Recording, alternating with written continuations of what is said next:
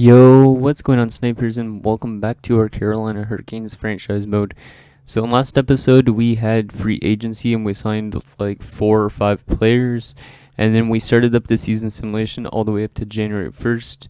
Currently, we are outside of a playoff spot only by like 4 points with a record of 18, 15, and 7. So at the moment, I'm not going to make any trades. I'm probably going to wait right till the deadline just because I feel like we could still technically make the playoffs, so I don't really want to unload on guys just yet. Also, I have a feeling like if we don't simulate well, then we could just like trade away like the older guys, kind of like Jaromir Jagr or Patrick Maroon, to like playoff contender teams at the deadline. I do have 2 trades that I'd like to do if for some reason we're not a playoff team. So let's just continue the simulation for now and see how this plays out. If, like I said, we play bad, then we know to flip those guys. If we play good, maybe we want to keep them around. So let's go till the end of February and see if we play better in this month. We start off with a nice 5-2 win over the Columbus Blue Jackets. And losing a shootout, losing regulation. Yeah, we're still losing games. But we could still make the playoffs somehow. I don't even know if we will, but I guess we'll find out in this next month coming up after this. It's been an okay month so far because we've won a couple in regulation. We've lost some in shootouts, but then we've lost like 3 in regulation as well. So, okay, send out our scout. I guess, well, we still have our good goaltender prospecting. He's actually growing. Let's just scout in Sweden for forwards, I guess. I think that's what we were doing last time, was just scouting forwards. And I do think we need forward prospects, so that makes more sense. Because we do have a lot of defensive prospects at the moment. So we are 22, 19, and 9 at the trade deadline. Gianta and waivers don't want to claim him. So, well, at February 1st, not at the trade deadline. We still have 1 more month. Let's just see where we are currently in standings.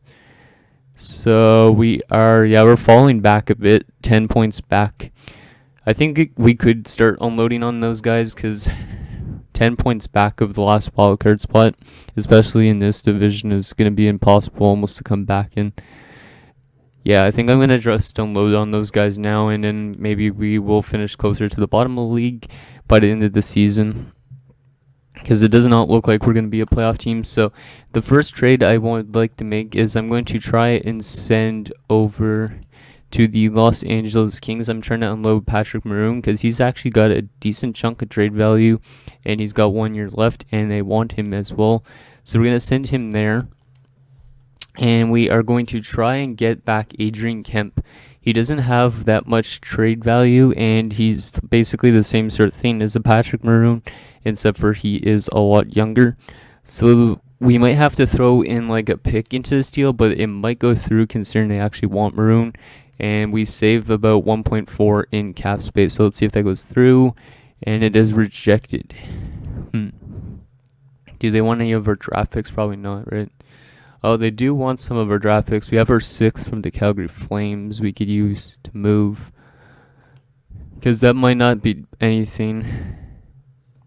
I'll do my 4th and see if that goes through.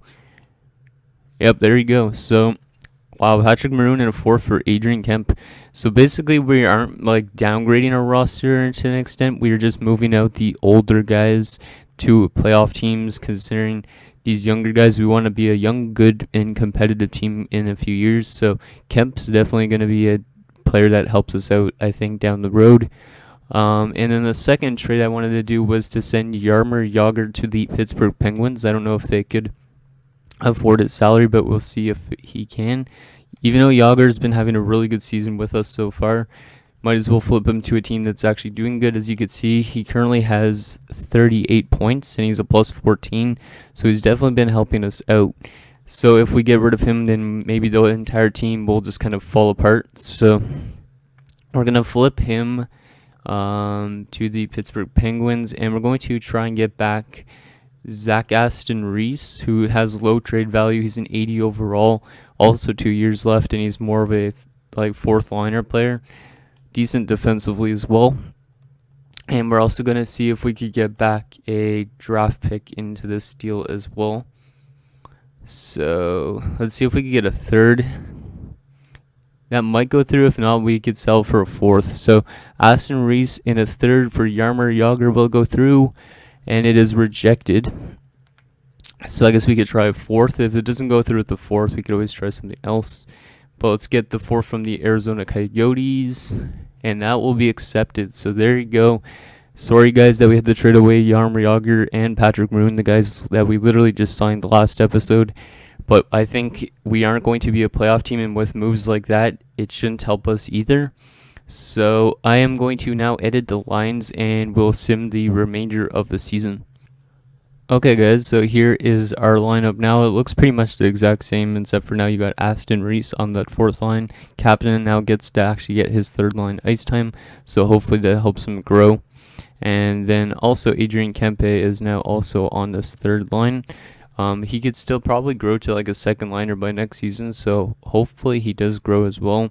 Not one of these low top sixes that stay the same, but he's got really good defensive stats, and he's all around a solid player. So I think that was a very nice trade acquisition, especially for somebody like Patrick Maroon. So that should have like worsened our chance to make the playoffs. I think if it helps us make the playoffs, that's okay too. But for now, I hope that like kind of makes us drop in the standings, because currently we're only 4 points above the last spot in our division, and we are 9 points back, 10 points back at the last wildcard spots. So I don't think we're going to be a playoff team, but you never know. We could just go on a tear all of a sudden this month. So let's see how we do here in the month of February up to the deadline.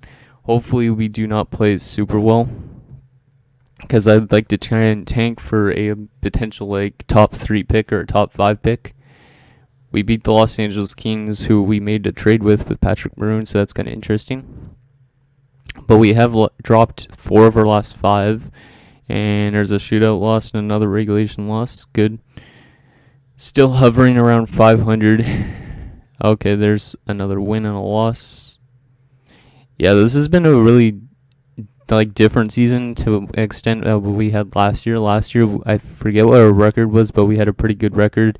And this year, we're kind of just like bouncing between wins and losses, because currently we are 27, 26, and 9.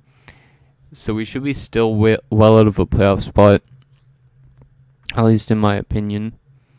Let's see, where are we currently? We're only 7 points back. Or well, not 7 points, 10 points back still of that last spot. Currently still Victor Rask is having a great season, 50 points in 64 games. We're actually on the deadline, I think. Yeah, I don't think we're going to make any more moves. I think those 2 trades we just made were the only ones we're going to make for this regular season. I was just taking an updated look at the player stats before we finish up the season.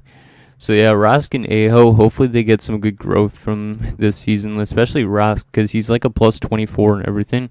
Like, he's been playing great on that second line with Jeff Skinner. And then maybe, I guess, the power play is helping him out as well.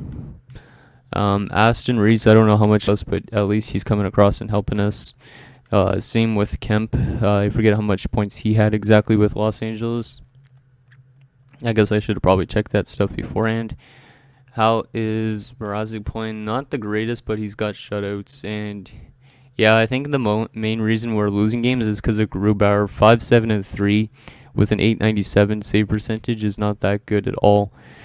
So let's just continue the simulation. We're probably going to sim all the way up to the draft in this episode, so we'll find out who wins the cup and all that stuff.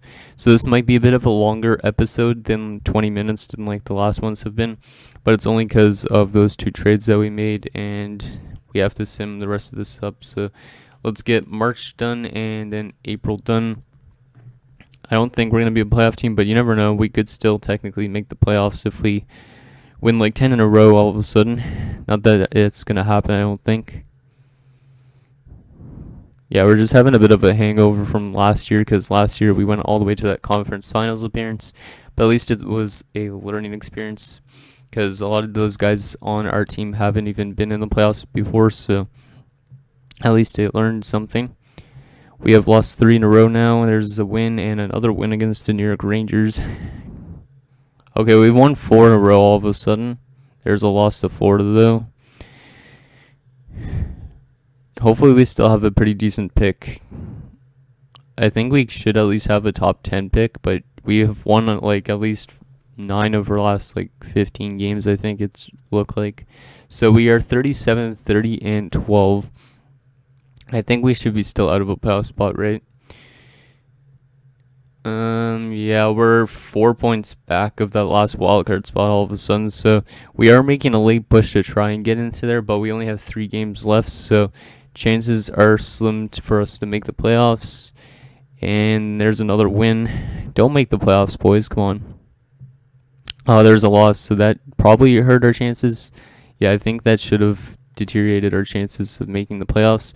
Our AHL team's not going to make the playoffs either, unfortunately. And there's a win at the last game of the season. So we finished 39, 31, and 12, which finishes us, what, in our division? Yeah, we finished 4 points back of the playoff spot, which is not too bad, but still, hopefully that was good enough to put us in contention for a good draft pick. Looks like Detroit's more than likely going to get the first overall pick. But let's take a look at our player stats again and then the team stats and see where we finished in the entire league. And then we will continue the simulation all the way up to the draft just so we can see who wins and whatnot. So Aho 67 points, Skinner 64, Rask 59, and a plus 29 somehow. So maybe it's just because he wasn't on the penalty kill this year. I don't even know. 52 points for Falk, 51 for Hannafin. Wow. We got some good point production actually from most of our top 6. Lindholm 50 points and Teravainen at 50 points. Aston Reese 39, Brown 39 in his rookie season. Hayden Fleury and Adrian Kemp 34 and 33. Armia 30 points. Kapanen 26. 22 for Slavin, 17 for McGinn, 16 for Kruger, 8 for Pesci, 1 for DiGiuseppe, and none for Nemeth. Goaltending-wise, Mrazek went 31-24-9 with 4 shutouts, a .917 save percentage, and a 2.6 goals against average.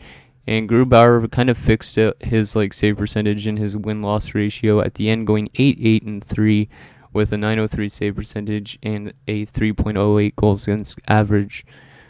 So not too bad. Let's just quickly check the AHL. So Louis Ryan, wow, up to a 76. Holy shit. This guy grows quick. He's actually listed as a depth forward, so he should be in the NHL next season. Any other good prospects? Wall's up to 75.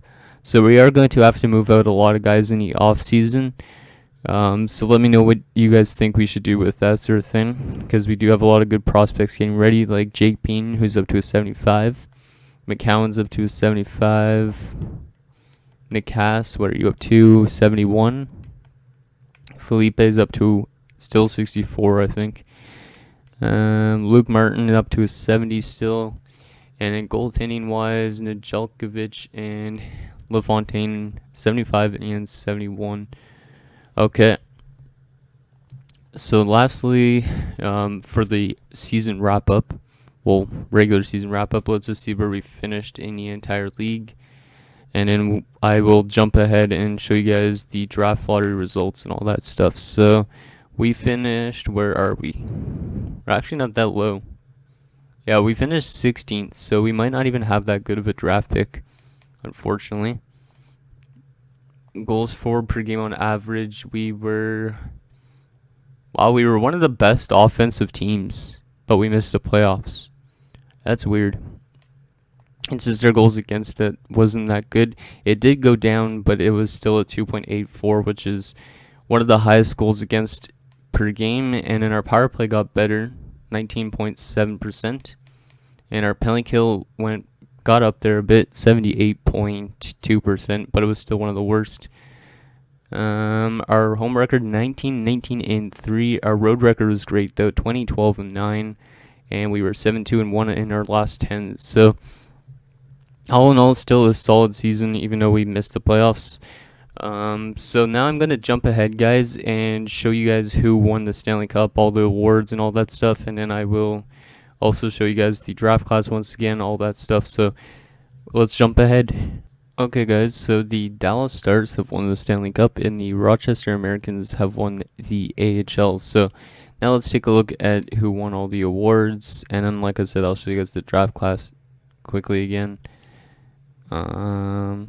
So I wonder if any of our defensemen won Norris trophies. It looks like Aho went up to an 86. Actually, I'll show you guys the progress reports as well. So Dallas wins the Stanley Cup. President's Trophy goes to the Tampa Bay Lightning, and it was at Dallas and Pittsburgh Stanley Cup Finals. So we actually did send Jaromir Jagr to the finals, but he did not win the cup, unfortunately. Ovechkin gets start. Ross Sagan gets to hurt. Carlson with the New Jersey Devils. What the shit? Gets the James Norris Trophy. I don't even know how that happened. Huberto gets the Bing. Hosang gets the Calder. Ben Bishop gets the Conn Smythe. Matt Murray the Vezina. Connor Hellbuck gets the William Jennings. Bill Masterton goes to Jeff Petrie. Connor McDavid gets the Selke. Sagan gets the Lindsay. And Ovechkin gets the Maurice Richard. Then in the AHL, any of our youngsters get any awards? I don't think so. Nope. Does not look like it. So no awards, which is okay. Let's just check the progress reports and the draft class, and I think that will be it. I might show you guys the trading block too, if I can, which I might not be able to. So let's just show you guys the draft class first. So the draft class, like I showed you guys it last episode, I think, as well, but let's just see if we know any exact deletes. So Goddard and Wheeler, exact deletes. Don't know if we're going to be able to get any of those guys. There's a first rounder, exact delete, top 10 kind of guy. Rod Fritz, that might be somebody interesting. Might as well pin him to our watch list. Any other late round exact deletes we could pin? Why is this being so slow? There you go. Yeah, there's a couple in the third round, Marcel Poirier and Nova Soltsev. So we'll pin those guys as well. And yeah, that's what we'll leave it like for now. And then now let's just check our progress reports. See if we have any huge growth for next season, because we might have to get rid of some players because of that. So progress reports. Wow, Falk's up to an 88. So Hannafin and Falk are up to 88s, I believe. Let's just go by this. Yeah, both up to an 88. That's nice. Aho's up to an 86. Skinner 85. Mrazik's an 85 now. Teravainen 84. So it looks like some of them stayed the exact same. Rask is an 84 now as well. It's nice. Logan Brown didn't get really much growth, but he's still an 82. Okay, how about in the system? Wait, actually. Lewis Ryan 76, not bad. In the system, though, Nedeljkovic is a 76 now. Jake Beans is a 75. Anybody grow? What about our goaltending prospect that I drafted? That's my main one. Ulanov is up to a 62, so he actually might become that elite goaltender. And I think he should be almost ready for the AHL. So we probably will give him a contract this year. So that is very nice. So that is that, and I think that's going to do it, guys, for this episode of our Carolina Hurricanes franchise mode. So in next episode, we will have the off-season. Well, we're going to try and get all of the off-season done, I think, this time. And in the next episode, we'll start up the season again. Something like that. So let me know what you guys think we should do in regards to the off-season. Go after in terms of drafting, what we should maybe potentially trade for, like what is our weakness on our team, what do we need to upgrade a bit. So thank you guys so much for watching. See you guys next time.